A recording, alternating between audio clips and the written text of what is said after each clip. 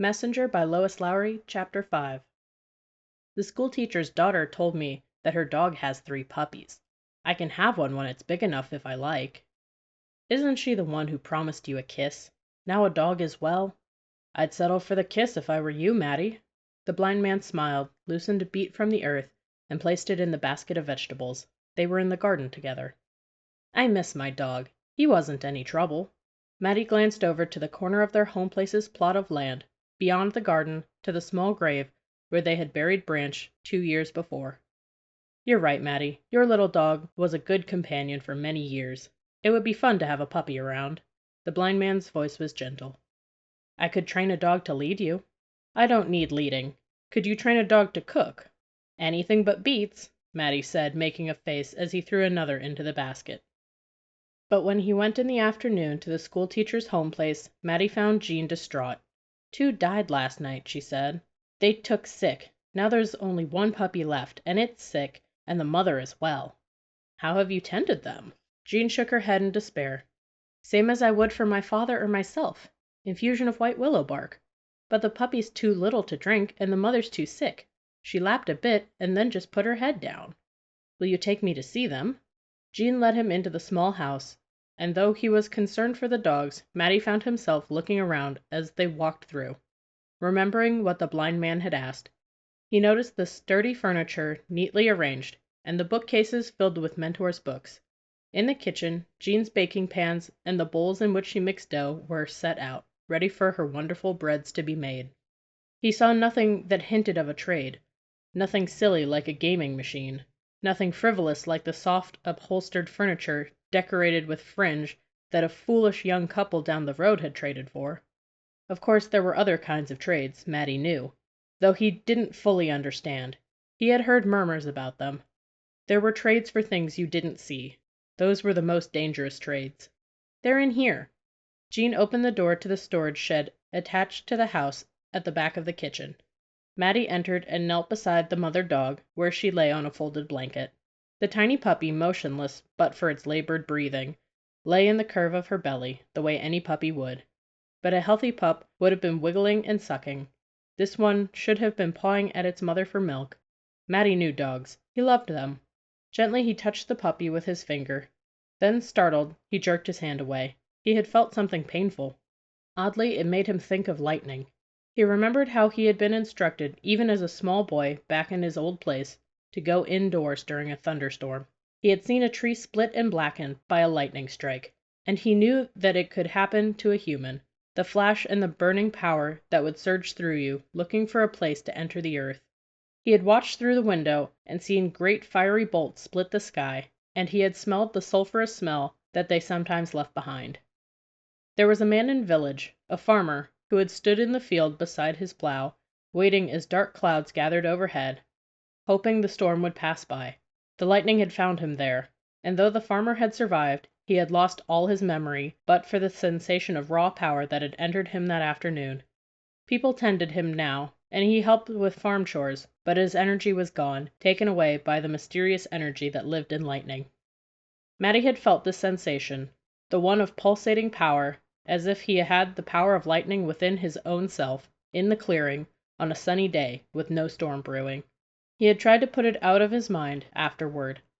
Any thoughts of the day had happened, which it frightened him so, and made him have a secret, which he did not want. But Mattie knew, pulling his hand from the ailing puppy, that it was time to test it once again. Where's your father? He asked Jean. He wanted no one to watch. He had a meeting to go to. You know about the petition? Mattie nodded. Good. The schoolteacher was not around. I don't think he really even cares about the meeting. He just wants to see Stocktender's widow. He's courting her. Jean spoke with affectionate amusement. Can you imagine? Courting at his age? He needed the girl gone, Mattie thought. I want you to go to Herbalist's. Get yarrow. I have yarrow in my own garden, right beside the door, Jean replied. He didn't need yarrow, not really. He needed her gone. Mattie thought quickly. Spearmint? Lemon balm? Catnip? Do you have all of those? She shook her head. No catnip. If cats were attracted to my garden, the dog would make a terrible fuss. Wouldn't you, poor thing? She said sweetly, leaning down to murmur to the dying mother dog. She stroked the dog's back, but it did not lift its head. Its eyes were beginning to glaze. Go, Maddie told her in an urgent voice. Get those things. Do you think they'll help? Jean asked dubiously. She took her hand from the dog and stood, but she lingered. Just go, Maddie ordered.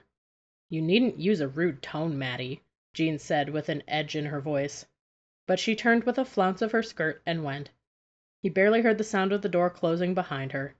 Steeling himself against the painful vibrating shock that he knew would go through his entire body, Maddie placed his left hand on the mother dog, his right on the puppy, and willed them to live. An hour later, Maddie stumbled home exhausted. Back at Mentor's house, Jean was feeding the mother dog and giggling at the antics of the lively puppy. Who would have thought of that combination of herbs? Isn't it amazing? She had said in delight, watching the creatures revive. Lucky guess. He let Jean believe it was the herbs. She was distracted by the sudden liveliness of the dogs and didn't even notice how weak Maddie was.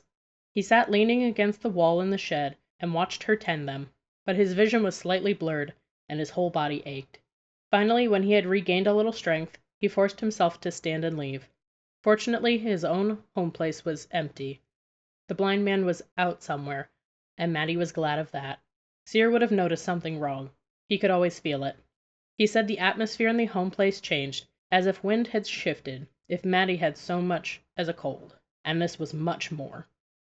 He staggered into his room, off the kitchen, and lay down on his bed, breathing hard. Maddie had never felt so weak, so drained, except for the frog. The frog was smaller, he thought, but it was the same thing. He had come across the little frog by chance in the clearing. He had no reason to be there that day. He had simply wanted to be alone, away from busy village, and had gone into forest to get away, as he did sometimes. Barefoot, he had stepped on the frog and was startled. Sorry, he had said playfully, and reached down to pick the little fellow up. Are you all right? You should have hopped away when you heard me coming. But the frog wasn't all right. It couldn't have escaped with a hop. It hadn't been Maddie's light step that had injured it. He could see that right away. Some creature, Maddie thought probably a fox or weasel, had inflicted a terrible wound upon the small green thing, and the frog was almost dead of it. One leg dangled, torn away from the body, held there only by an oozing bit of ragged tissue. In his hand, the frog drew a shuddering breath, and then was still.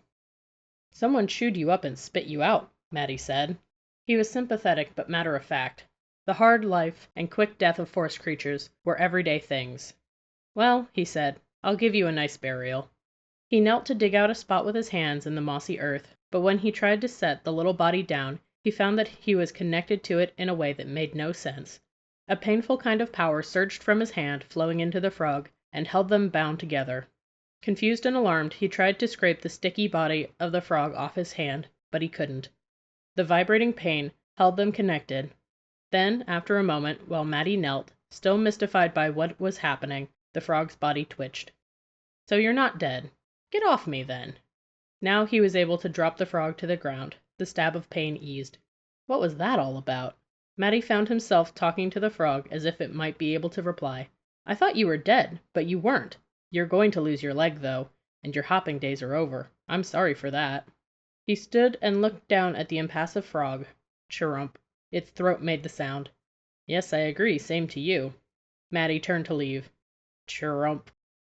The sound compelled him to go back and to kneel again. The frog's wide-open eyes, which had been glazed with death only a few moments before, were now clear and alert. It stared at Maddie. Look, I'm going to put you over here in the ferns, because if you stay in the open, some other creature will come along and gobble you up. You have a big disadvantage now, not being able to hop away.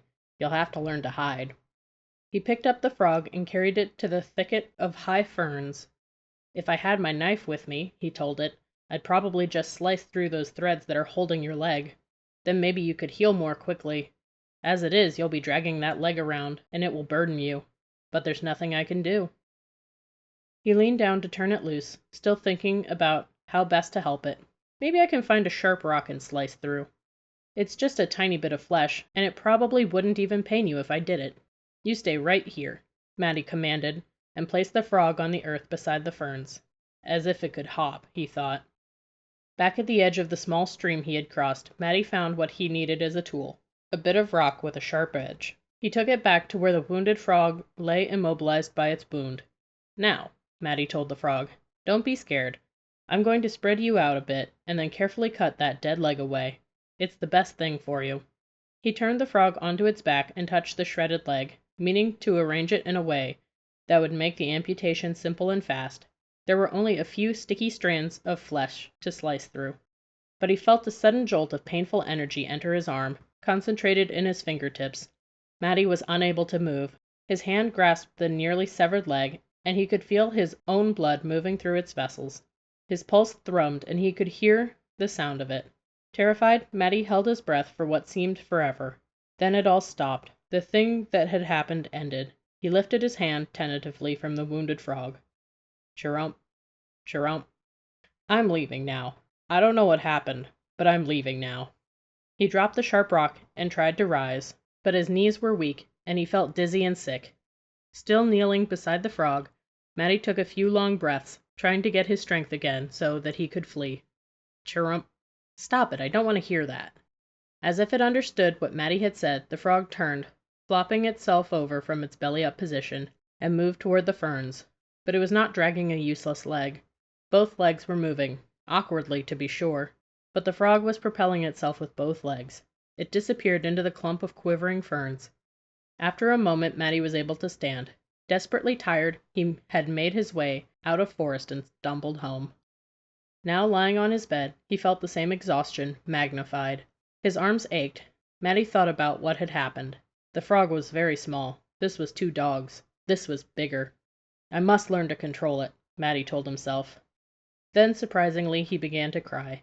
Matty had a boyish pride in the fact that he never cried. But now he wept, and it felt as if the tears were cleansing him, as if his body needed to empty itself. Tears ran down his cheeks. Finally, shuddering with exhaustion, he wiped his eyes, turned on his side and slept, though it was still midday. The sun was high in the sky over village. Matty dreamed of vague, frightening things connected to pain, and his body was tense even as he slept. Then his dream changed. His muscles relaxed, and he became serene in his sleep. He was dreaming now of healed wounds, new life, and calm.